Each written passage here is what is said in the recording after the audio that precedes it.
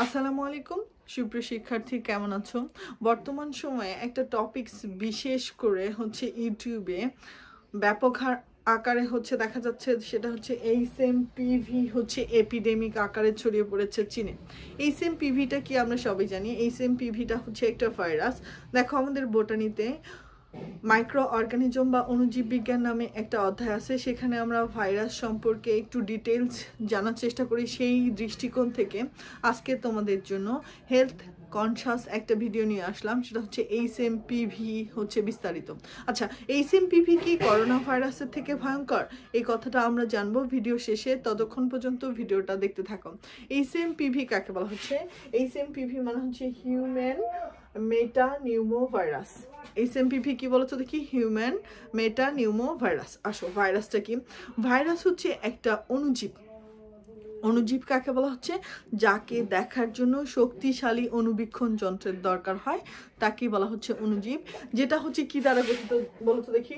Protein এবং হচ্ছে কি দ্বারা গঠিত? নিউক্লিক অ্যাসিড দ্বারা গঠিত। ভাইরাস হচ্ছে একটা অণুজীব যেটা কি বলতো দেখি? প্রোটিন ও নিউক্লিক অ্যাসিড দ্বারা গঠিত। বাইরের দেহটা প্রোটিন নির্মিত এবং ভিতরের দেহটা হচ্ছে কি নির্মিত বলছো দেখি? Nucleic acid. আমরা জানি যে নিউক্লিক অ্যাসিড কত প্রকার বলছো দেখি? দুই প্রকার। একটা হচ্ছে ডিএনএ, আরেকটা কি বলছো দেখি? আরএনএ। যদি কোনো ভাইরাসে জেনেটিক ম্যাটেরিয়ালস বা জেনেটিক বস্তু হিসাবে ডিএনএ থাকে, তাহলে সেটাকে বলা হচ্ছে ডিএনএ ভাইরাস। আর যদি জেনেটিক ম্যাটেরিয়ালস হিসাবে আরএনএ থাকে, তাহলে সেটাকে আমরা কি বলবো বলতো দেখি? RNA virus. তাহলে এখন আসো, এই যে ভাইরাস হচ্ছে কি করে বলছো দেখি? উদ্ভিদ এবং প্রাণী দেহে কি সৃষ্টি করে? রোগ সৃষ্টি করে। এছাড়া ভাইরাসে অল্প কিছু উপকারী গুরুত্ব আছে, তাছাড়া ম্যাক্সিমাম ভাইরাসই কি করে? জীব দেহে রোগ সৃষ্টি করে। তাহলে এই যে ভাইরাস হচ্ছে যেহেতু রোগ সৃষ্টি করে, তাহলে ভাইরাস তো অবশ্যই বিখ্যাত না, ভাইরাস হচ্ছে কুখ্যাত। মাথায় রাখবা, পৃথিবীর যত কুখ্যাত ভাইরাস আছে সবাই হচ্ছে আরএনএ ভাইরাস। যেমন কিছুদিন আগে হচ্ছে যে করোনা ভাইরাস ছিল, করোনা ভাইরাস কি ভাইরাস বলতো দেখি? RNA virus.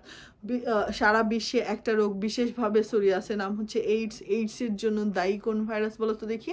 HIV virus. HIV ভাইরাসও হচ্ছে একটা আরএনএ ভাইরাস। ইবোলা ভাইরাস, এটা হচ্ছে কি বলতো দেখি? RNA virus. আবার কিছুদিন আগে হচ্ছে তোমার বাংলাদেশে ব্যাপক হারে ছড়িয়ে পড়েছিল নিপা ভাইরাস, এটাও কি ভাইরাস বলছো দেখি? RNA virus. ইভেন হচ্ছে তোমার যতগুলো ভাইরাস আছে পৃথিবীতে, সবগুলোই কি বলছো দেখি? আরএনএ ভাইরাস, যেগুলো হচ্ছে পৃথিবীতে ব্যাপক হারে রোগ ছড়িয়ে ছিল। আসো, আমরা বলতেছিলাম HMPVটা চীনে হচ্ছে, চীনের বিশেষ করে সাংহাই এবং বেইজিংয়ে এপিডেমিক আকারে ছড়িয়ে পড়েছে। আসো, আমরা রোগ বিস্তারের ক্ষেত্রে বিশেষ করে ভাইরাস জনিত যে রোগগুলো আছে, এই রোগ বিস্তারের ক্ষেত্রে একটা জিনিস খুব শুনে থাকি, এপিডেমিক, অ্যান্ডেমিক এবং হচ্ছে প্যান্ডেমিক। আসো, এপিডেমিক কাকে বলা হচ্ছে? এপি মানে হচ্ছে আপন বা কি বলতো দেখি? অ্যাবাব।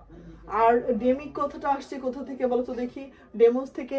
ডেমোস মানে হচ্ছে পিপল বা হচ্ছে লোক, মানুষের ওপর যে ভাইরাসটা ছড়ায় তাকে বলা হচ্ছে এপিডেমিক। আসো, এপিডেমিককে আমি যদি সংজ্ঞায়িত করি, কিভাবে করব? এপিডেমিক হচ্ছে একটা নির্দিষ্ট কমিউনিটির লোকের ওপর হঠাৎ করে যদি একটা রোগের প্রাদুর্ভাব দেখা যায় বা একটা রোগ ছড়িয়ে পড়ে, সেই রোগটাকে বলা হচ্ছে এপিডেমিক। তাহলে আমরা HMPV ভাইরাসকে কি বলতে পারি বলতো দেখি? একটা এপিডেমিক ভাইরাস, কারণ এটা বর্তমানে চীন সহ এশিয়া মহাদেশের কিছু অঞ্চলে নির্দিষ্ট কিছু বা নির্দিষ্ট গোষ্ঠীর কিছু লোকের ওপর ছড়িয়ে পড়েছে। আসলে এন্ডেমিক কাকে বলা হচ্ছে? এন্ডেমিক, এন মানে হচ্ছে ইন, এন মানে কি বলতো দেখি? ইন। আর ডেমিক মানে কি বলতো দেখি? ডেমোস বা পিপল। তাহলে নির্দিষ্ট ভৌগোলিক এরিয়ায় যদি হচ্ছে কিছু লোকের ওপর একটা রোগ বারবার রিপিট হতে থাকে, তাহলে সেই রোগটাকে বলা হচ্ছে কি বলতো দেখি? অ্যান্ডেমিক। যেমন আফ্রিকার ক্ষেত্রে আমরা একটা রোগ জানি যে ওটা অ্যান্ডেমিক আকারে আফ্রিকাতে থাকে, যেমন হচ্ছে ম্যালেরিয়া। আমাদের বাংলাদেশের ঢাকায় কোন রোগটা থাকে বলতো দেখি? অ্যান্ডেমিক আকারে, সেটা হচ্ছে ডেঙ্গু। ডেঙ্গুটা আমাদের এখানকার কি বলা যেতে পারে বলতো দেখি? অ্যান্ডেমিক। আরেকটা কথা আছে কি বলতো দেখি? প্যান্ডেমিক। করোনা ভাইরাস আমাদের হচ্ছে কি আকারে ছড়িয়ে পড়েছিল বলতো দেখি? প্যান্ডেমিক আকারে। কি আকারে বলতো দেখি? প্যান্ডেমিক আকারে ছড়িয়ে পড়েছিল, প্যান্ডেমিক। আচ্ছা, এখানে যদি না দেখি তাহলে আমরা এখানে লিখতেছি প্যান্ডেমিক। আচ্ছা, প্যান্ডেমিক কাকে বলা হচ্ছে? প্যান মানে হচ্ছে অল, আর ডেমিক মানে হচ্ছে পিপল, সমস্ত লোকের উপর, অর্থাৎ সারা বিশ্বে যে রোগটা ছড়িয়ে পড়ে তাকেই বলা হচ্ছে প্যান্ডেমিক। তাহলে আমরা কি জানলাম? এপিডেমিক হচ্ছে নির্দিষ্ট কমিউনিটির লোকের ওপর ছড়িয়ে পড়ে, অ্যান্ডেমিক হচ্ছে নির্দিষ্ট ভৌগোলিক এরিয়াতে নির্দিষ্ট হচ্ছে গোষ্ঠীর লোকের ওপর বারবার রিপিটেড হয় যে রোগটা, আর প্যান্ডেমিক হচ্ছে সারা বিশ্বে সমস্ত লোকের ওপর যে রোগটা ছড়িয়ে পড়েছিল তার নাম হচ্ছে প্যান্ডেমিক। আসো HMPV হিউম্যান মেটানিউমো ভাইরাসটা এখনো পর্যন্ত সারা বিশ্বে ছড়িয়ে পড়েনি, এটা নির্দিষ্ট এরিয়াতেই আছে, এই জন্য এটা এখন পর্যন্ত কি বলতো দেখি এপিডেমিক। আসলে হিউম্যান মেটানিউমো ভাইরাস এটা পৃথিবীতে নতুন নয়, অনেক আগে থেকেই পৃথিবীতে আছে। সো আমাদের রোগ প্রতিরোধ ব্যবস্থা বা ইমিউন সিস্টেম এই ভাইরাসের সাথে পরিচিত এবং এর বিরুদ্ধে কি বলতো দেখি কার্যকর। কিন্তু যেহেতু এটা এখন ব্যাপক হারে ছড়াচ্ছে, এই জন্য এটা সম্পর্কে একটু কি হতে হবে বলতো দেখি সচেতন হতে হবে। ভাইরাস অর্থ কিন্তু বিষ বা হচ্ছে পয়জন। আসলে ভাইরাস বা হচ্ছে অণুজীব সম্পর্কে একটা প্রচলিত হচ্ছে প্রবাদ আমি তোমাদেরকে বলি, micro organism rules the world. অণুজীব কি করে বলছো দেখি? পৃথিবীকে শাসন করে। কিভাবে? দেখো, ছোট্ট একটা করোনা ভাইরাস সারা পৃথিবীর লোকে 3 বছর পর্যন্ত কি করে রেখেছিল? গৃহবন্দী করে রেখেছিল। তাহলে অণুজীব সম্পর্কে আমাদের কি করতে হবে বলো তো দেখি? সচেতনতা অবলম্বন করতে হবে। এই যে HMPV ভাইরাসটা, এটা আমাদের শ্বসন তন্ত্রের জটিলতা সৃষ্টি করে। কার বলো তো দেখি? শ্বসন তন্ত্রের। আচ্ছা, শ্বসন তন্ত্র কাকে বলা হচ্ছে? যে অঙ্গগুলো আমাদের শ্বসন কার্যের সাথে জড়িত তাদেরকে বলা হচ্ছে শ্বসন তন্ত্র। কোন কোন অঙ্গ আমাদের শ্বসন কার্যের সাথে জড়িত? যেমন হচ্ছে নাক, আমাদের হচ্ছে শ্বাসনালী এবং ফুসফুস, এই 3টা অঙ্গ হচ্ছে আমাদের কিসের সাথে জড়িত বলতো দেখি? শ্বসন তন্ত্রের সাথে জড়িত। আচ্ছা, এই 3টা অঙ্গে যদি জটিলতা দেখা যায় তাহলে জটিলতাগুলো কি কি হতে পারে? সর্দি হতে পারে, হাসি হতে পারে, কাশি হতে পারে, তারপরে কি হতে পারে বলো তো দেখি? তোমার হচ্ছে বুকে ব্যথা হতে পারে, শ্বাসকষ্ট হতে পারে, অথবা শ্বাস নেওয়ার সময় আমাদের হচ্ছে সাই সাই যে শব্দটা হয়, যেটাকে হুইজিং বলা হচ্ছে, এটা সৃষ্টি হতে পারে। এটা হচ্ছে কি বলো তো দেখি? HMPV ভাইরাসের সিমটমস। আচ্ছা, মনে রাখবা যে কোনো ভাইরাসজনিত রোগের কোনো ওষুধ হয় না। কেন হয় না? কারণ ভাইরাস খুব দ্রুত ওই ঔষধের বিরুদ্ধে হচ্ছে রেজিস্ট্রেশন বা প্রতিবন্ধকতা তৈরি করে ফেলে, এর ফলে ওই ঔষধটা দীর্ঘদিন একই রকম ভাইরাসজনিত রোগে কাজ করে না। তাহলে ভাইরাসজনিত রোগের চিকিৎসা কি? এক্ষেত্রে সিমটোমেটিক ট্রিটমেন্ট দেওয়া হয়, অর্থাৎ লক্ষণ দেখে চিকিৎসা দেওয়া হয়। ধরলাম তোমার মাথা ব্যথা হচ্ছে, তুমি কি খাও বলো তো দেখি? প্যারাসিটামল জাতীয় ট্যাবলেট খাও। আবার যদি হচ্ছে আমাদের কোথাও ব্যথা হয়, পেইন কিলার আমরা খেয়ে থাকি, এগুলোকে বলা হচ্ছে যে সিমটমস বুঝে বুঝে কি করা বলো তো দেখি? চিকিৎসা করা। আসো, যে সচেতনতাগুলো হচ্ছে আমাদেরকে অবলম্বন করতে হবে সেটা হচ্ছে যে আমরা করোনা ভাইরাসের সময় কি করেছিলাম বলতো দেখি? ভাইরাস যে সমস্ত এরিয়াতে ছড়ায় বা যেভাবে ছড়ায় ওই বিষয়টা আগে আমাদেরকে জানতে হবে। ভাইরাস কিভাবে ছড়াইতে পারে? ডাইরেক্ট কন্ট্যাক্ট, অর্থাৎ তুমি যদি ভাইরাসে আক্রান্ত থাকো আর আমি যদি তোমাকে স্পর্শ করি, আমি আক্রান্ত হতে পারি।